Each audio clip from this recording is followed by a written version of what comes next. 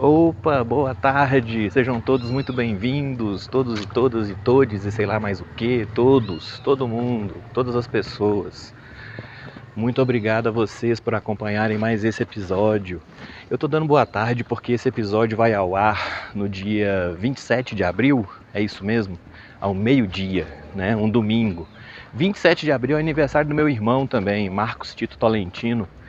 Marcos está fazendo 44 anos de vida. 44, isso mesmo. Ele é de 81, né? Ele é um ano e meio mais novo que eu. Esse ano eu faço 46, ele fará 44. Meu irmão caçula fará 42. Nós somos três, uma escadinha. 79, 81, 83. Se vocês puderem, por gentileza, mandem os parabéns pro Marcos Tito num comentário. Espalhar o amor, né? Desejar felicidades, muitos anos de vida. Bom domingo, gente. Opa, que bom. Tô gravando também num domingo, mais ou menos no horário do meio-dia. Tá suave aqui hoje o trânsito, tá bem tranquilo. Eu acho que a gravação vai ficar super ótima, porque o fone é velho, mas é bom. Olha, 27 de abril. Eu tô gravando aqui hoje. Hoje é o quê? Hoje é dia 23 de março? Acho que é isso. Hoje é dia 23 de março, acho que é isso mesmo. Minha programação desse ano, eu não sei a de vocês, mas a minha programação esse ano ela já virou de ponta cabeça há muito tempo, tá? De vários aspectos aí, pessoais, profissionais, né? E tudo. A única coisa que eu tô conseguindo manter em dia é esse podcast, viu, gente? Vamos aproveitar então, enquanto as coisas estão assim, e vamos seguindo em frente. Falar um pouco de uma coisa, antes de começar a falar do assunto do podcast, falar um pouco de uma coisa que é uma notícia boa e não tem a ver com RPG, tá? Mas tem muito a ver comigo, ok? Eu escrevi um livro chamado Quem é mais velho que o mundo? É uma pergunta, né? Quem é mais velho que o mundo, né? E esse livro é sobre introdução ao pensamento científico, ao método científico para crianças e adolescentes, né? É um livro de coisa de 50 páginas, todo ilustrado, todo colorido, todo lindo, maravilhoso. Que se vocês procurarem esse nome aí online, vocês verão que ele está disponível para download gratuito no site do Serviço Geológico do Brasil. Ele é um material do SGB, Serviço Geológico do Brasil, Educa, né? Que é uma linha de produtos, vamos chamar assim, direcionada ao ensino básico, fundamental de ciências, geologia, de uma maneira de pensar o mundo a partir de uma visão científica, vamos dizer assim, né? Ainda que seja introdutória, amadora, simples, a gente tem que começar em algum lugar, né? Pois é, eu fiz esse livro, ele está disponível PDF gratuitamente para vocês fazerem download. E esse livro foi selecionado para a Bienal Mineira do Livro. A Bienal Mineira do Livro é um dos maiores eventos literários do Brasil, né? Passam por lá coisa de 300 mil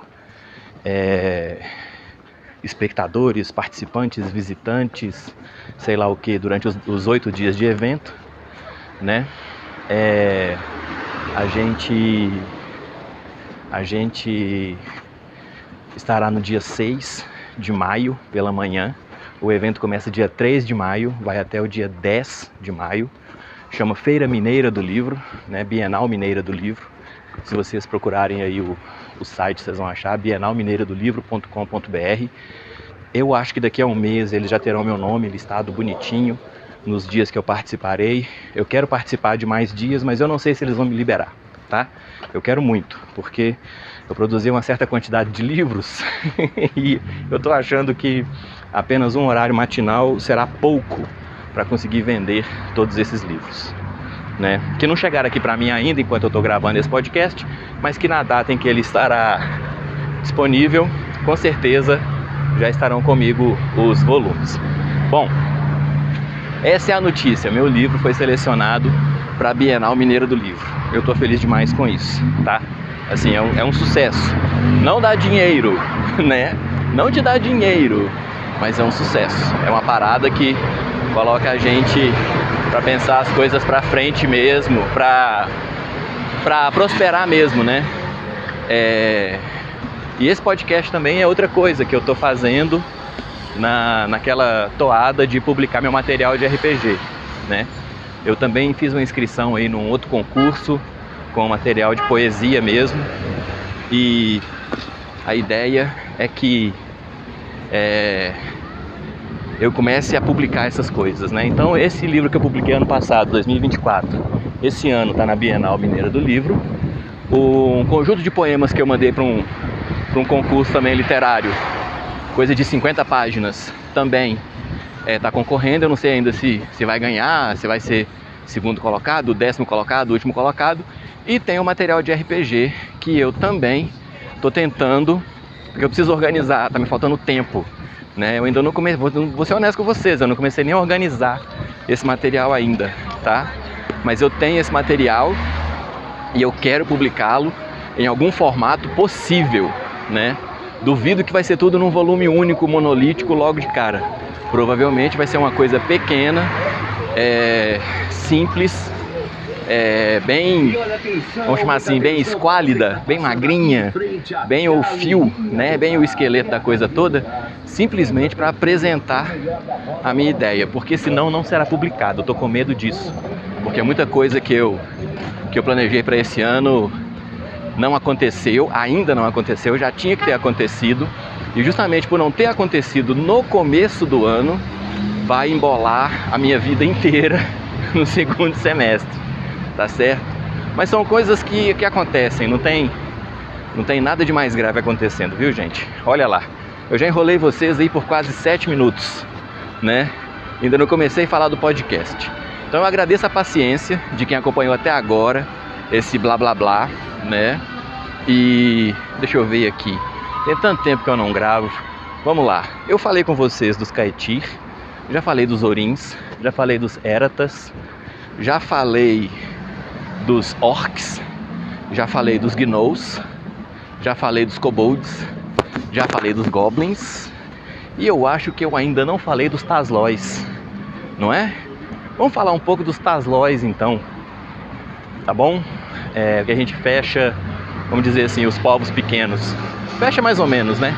Eu falei dos gnomos já também, não já? Junto, acho que quando eu falei dos Halflings, dos Eratas, eu falei dos gnomos, não falei? Eu vou ouvir de novo o podcast depois, e se eu tiver falado dos gnomos, eu deixo por isso mesmo. Se eu não tiver falado, no próximo episódio eu falarei dos gnomos, ok? Então vamos falar dos Taslóis. Beleza. O que são Taslóis? O que são Taslóis? Olha, geralmente quem conhece os jogos aí de fantasia, os RPGs de fantasia, os D&D da vida e congêneres, conhece os Goblins, conhece os Kobolds e não conhece muito dos Taslóis, né? Pois é.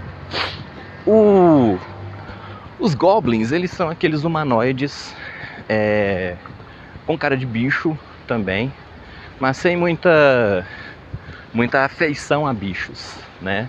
O Kobold não, o Kobold já é mais puxado pro lado do cachorro, do lagarto, alguma coisa assim, né? O Goblin é como se fosse um orc em miniatura, né? Grosso modo, viu, gente? Grosso modo. Só para citar os tropos típicos da literatura. O Goblin é como se fosse um orc. Então, se o orc é o mal, o Goblin é o mal menor, vamos dizer assim, né? Os Kobolds, eles não têm um parentesco, uma derivação, vamos chamar assim, com criaturas maiores, né? A não ser que você considere que o Kobold canino, ele é um derivado do Gnoll, né? Aí talvez.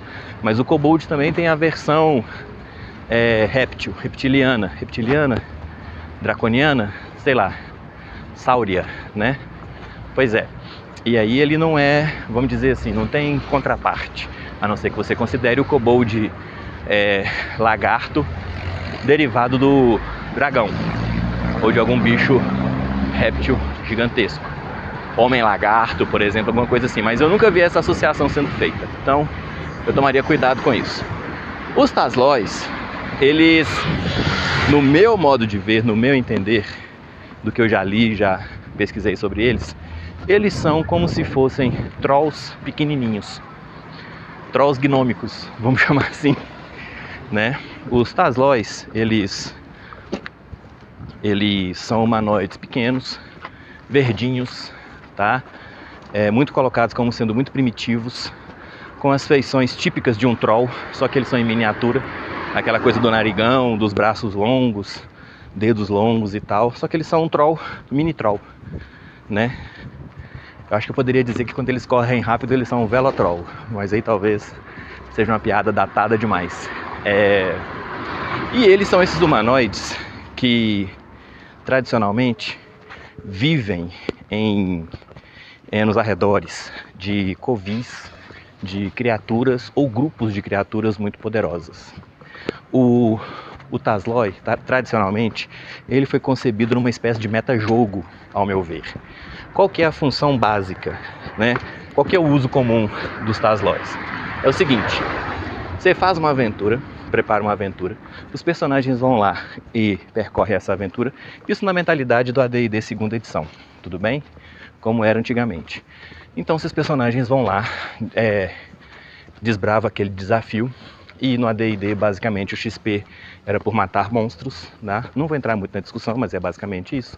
Então, tinha muita questão do combate, então tinha muita questão de administrar recurso, então tinha muita questão de, muitas vezes, o grupo sair carregado de tesouro, mas assim, bastante ferido, machucado, sem poção de cura, sem magia de cura, sem proteções, né?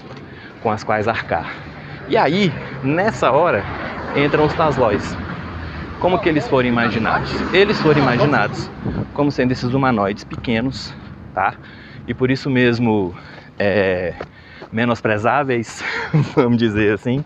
Eles são pensados como esses humanoides pequenos,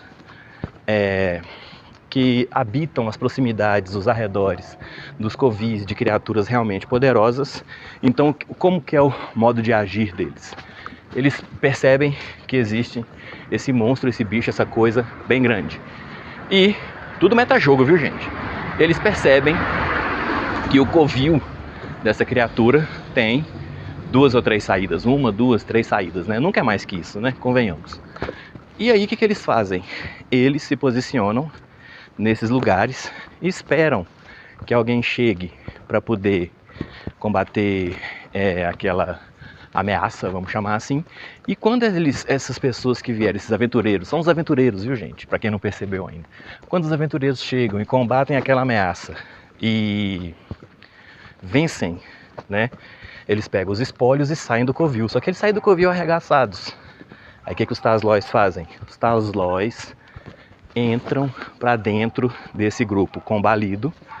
Muitas vezes são menosprezados. As pessoas, são... O que são Taslois? Descreve aí pra mim. É uns goblinzinhos meio verde, meio magrinho, né? Magro feito um kobold, só que verdinho e com carinha de troll. Aí o que as pessoas, os jogadores geralmente pensam? Gente, dá conta. E os Taslois realmente, eles não são mais fortes que o kobold médio, o goblin médio. Eles são basicamente humanoides franzinos que são dotados de muita estratégia. Então, geralmente eles fazem armadilhas, geralmente eles conseguem desabilitar os seus oponentes, de maneira que eles conseguem obter esses tesouros. Eles não ficam de mãos abanando. E como os personagens, muitas vezes, os jogadores e seus personagens, muitas vezes não fogem, né? Os Taslois obtêm sucesso. Muitas vezes derrotam, matam os personagens aventureiros e acumulam aquele tesouro, né? Esse acúmulo, ele, vamos dizer assim, pela tradição, ele não é levado a nada. Ele não é, vamos dizer, ele não tem um fim. A única finalidade desse bicho dentro da ecologia, vamos chamar assim, do jogo, é tirar o excesso de tesouro dos personagens. A ideia é que você use os Taslois no pensamento tradicional. A ideia é que você utilizaria os Taslois para vir atrás de personagens que tivessem obtido muito tesouro, entende? Então conseguiu muita coisa, bota os Taslois no meio do caminho, eles atacam lá em 50, por exemplo, um grupo de 5 ou 6 personagens, ou 10 que seja, e aí numa vantagem de 5-1, 10-1, eles saberão sobrepujar os personagens jogadores. E aí os personagens meio que terão que fugir, tudo, deixarão o tesouro para trás, e os Taslóis reunirão aquele tesouro, né? E aí você frustra os jogadores e seus personagens por terem sido roubados daqueles bens, daqueles ganhos bem adquiridos, né? Então, como não amar os Taslóis? Fala a verdade. Pois é, só que essa estrutura, ela grita meta-jogo de cima a baixo, né? Então, por exemplo, os Taslóis recuperam o tesouro. E aí, eles fazem o que com isso? Para onde que vai? Simplesmente desaparece. Porque o meta-jogo é isso, né? Ah não, os personagens perderam esse tesouro sumiu. Ele evapora, né? Para usar um termo aí que muita gente tem usado errado, esse tesouro é elidido. Ele some, como se ele nunca tivesse existido, né? Isso é muita coisa de meta-jogo. Eu pensei que isso é uma solução muito pobre.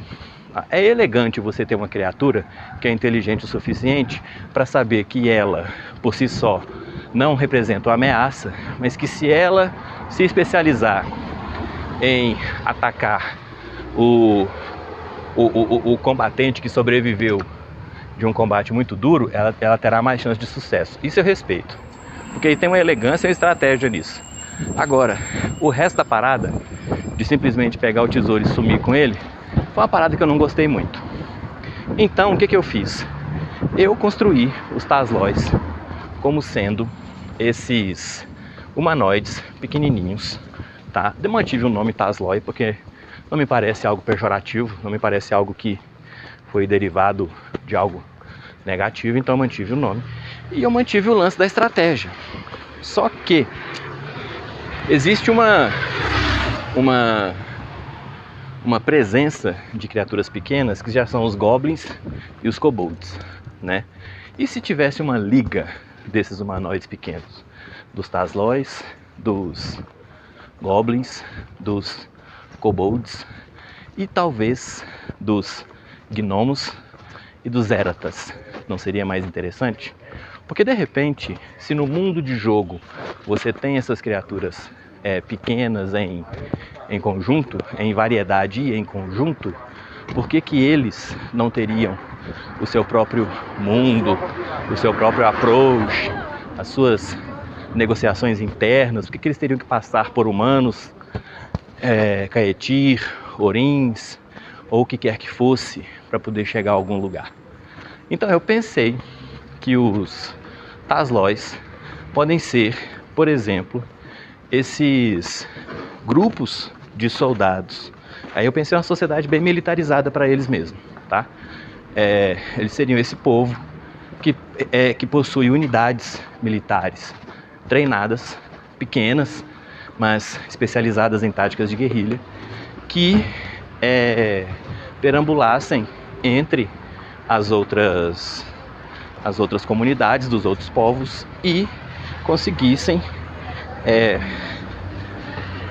vamos dizer assim, desenvolver estratégias para, em pequenas escaramuças, obter alguns lucros que fossem assim muito, muito relevantes, né? Pouco prováveis para quem vê a batalha de fora, mas que quando você os coloca na posição de fazer uma tocaia, fazer um ataque surpresa, fazer uma coisa relâmpago, uma ação relâmpago, eles teriam grandes condições de obter sucesso e obter grandes recompensas.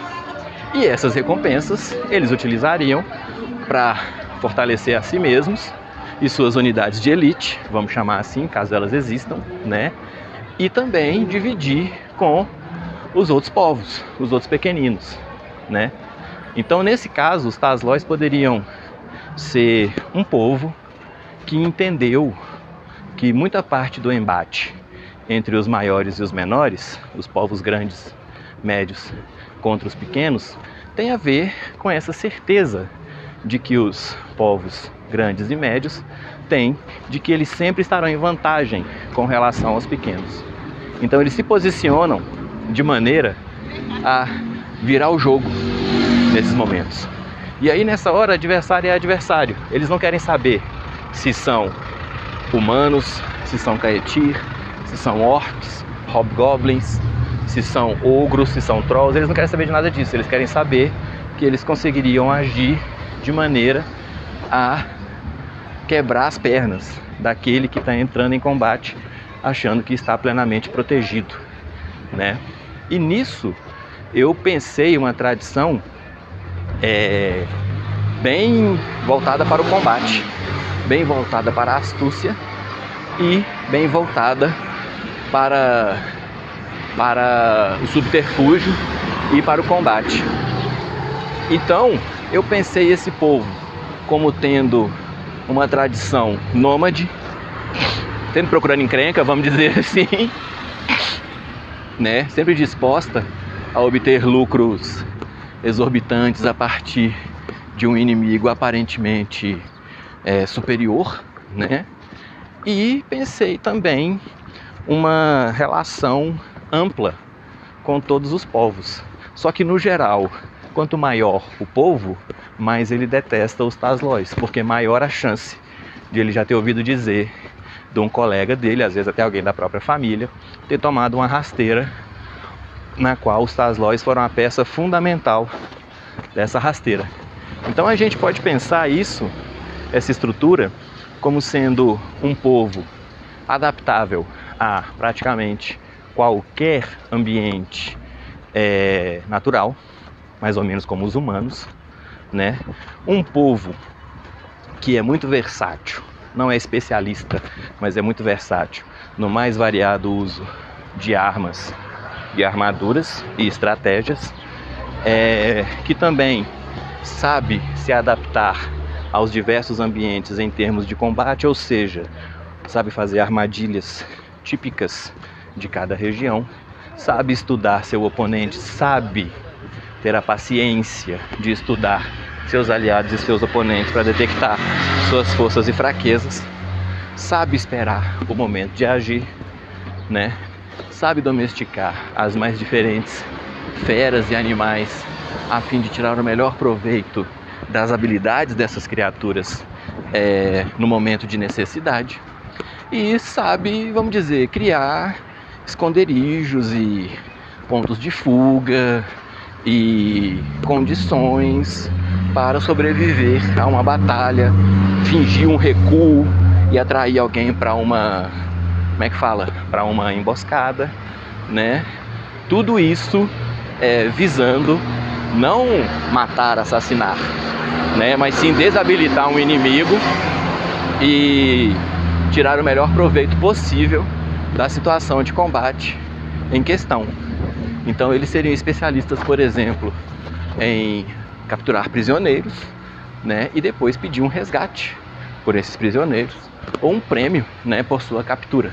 Então, por exemplo, se eles aprisionassem um Caetir, eles procurariam os líderes dos Caetir para poder pedir o resgate, né, ou procurariam, por exemplo, os orcs, que estariam talvez em diferença em combate com esses Caetir, a fim de pedir dos orcs uma recompensa pela captura daqueles indivíduos.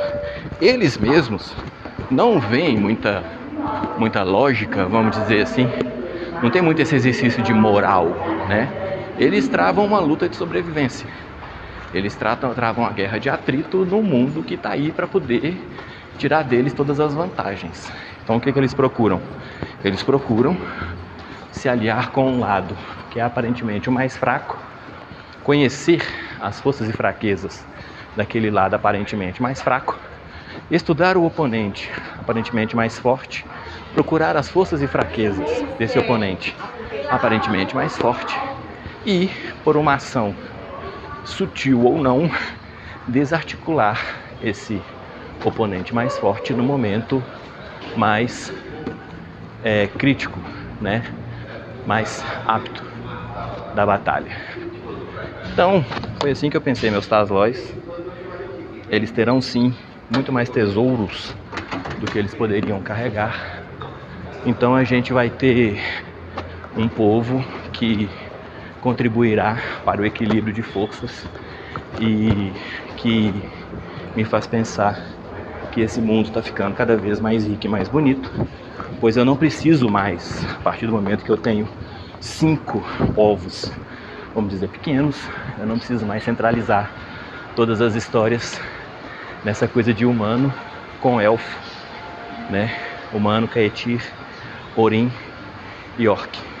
Eu posso muito bem fazer uma história, uma aventura, por exemplo, que envolva Erata, Goblin, Gnomo, Kobold e Tasloi.